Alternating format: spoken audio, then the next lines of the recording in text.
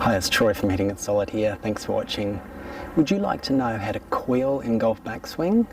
In this next video, I'm going to show you how to do it the right way.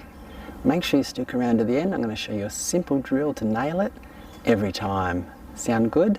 Keep watching.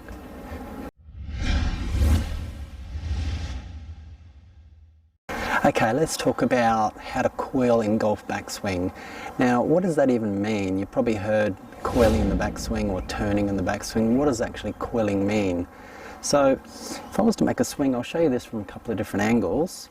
From down the line here, if I was to make a backswing, my hips turn 45 degrees, this position here, and then my shoulders turn 90 degrees.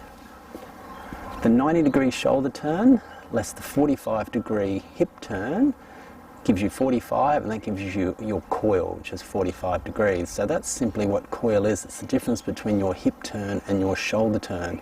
Now, depending on your flexibility, that is a good place to aim for, because the more coil you can get can potentially lead to more power, depending on what happens in the downswing, of course. So from face on, just to show you another angle, once again here, if I make my halfway back, the hips have rotated about 45 degrees up to the top, and my shoulders have rotated 90 degrees. Got that 45 degree coil there to work with. Now, the really good players in the world, how they can generate so much power, they limit their hip turn to only about 45, but they turn their shoulders well past 90 degrees. Some can get it to 110 thereabouts, particularly with their driver. It's how they generate that insane power. So, where do I see most golfers going wrong with this? Well, simply, and you might be able to relate to this, drop a comment down below if you think this might be you. Most golfers get into a problem, they get a lack of coil, is due to they turn their hips too much in relation to their shoulders. So, if I was to make a swing and I was to turn my hips and turn them 50 or 60 degrees, and I turn my shoulders somewhere matching that, about 60 to 70 degrees, you've got no coil whatsoever. You've turned your hips 50, 60, you've turned your shoulders 50, 60, you've got no toil. So there's no wind, there's no additional sort of spring effect. You can really generate that power.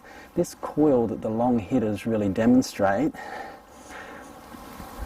it's like a wind-up, like a spring effect. That difference allows them to really spring and generate that power in the downswing. So if you're not getting that differential, you're missing out on a lot of power. Really, really important. So what can you do to help increase your coil, make a better backswing and get more power? So there's a few things we can do. First thing is, as I set up to the ball here, first thing you can do, if you find you're getting too much hip turn, is flare that lead foot like this. Flare it out, point it more on a 45 degree angle, because what that will do in your backswing, it will limit the amount that your hips turn. If you have your feet very straight on like this, it's very easy to turn your hips a long way. So if that's you, flare out that lead foot. That will restrict the amount of hip turn and enable you to make the same amount of backswing, but you'll get that bit of coil that we need to get that more power. Now, another little simple drill you can do, I'll show you this from a couple of different angles. As you set up over the ball, what I like to focus on, this works really well, focus on pulling your right shoulder behind you during the backswing. Forget about everything else. All I'm going to focus on here is pulling that right shoulder back. I don't want to push it out this way towards the camera. I don't want to do this. If I get too much sway off the ball, that will inhibit my ability to make a good backswing coil. We don't want this. We just want the right shoulder turn in behind you. Okay, from face on. Just focus on this right shoulder.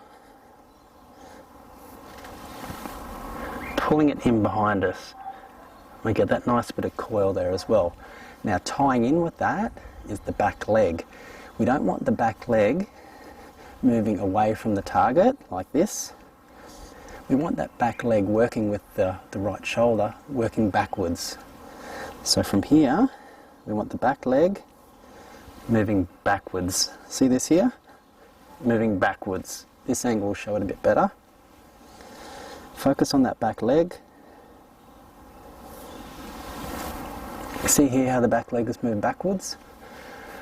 Helps you make a better turn, and you'll be able to get that coil in the golf backswing that you're after and generate a lot more power and make a much improved backswing. So give those a try, they'll really help you out. If you have any questions or comments, please let me know. Thanks for watching. I'll see you next time.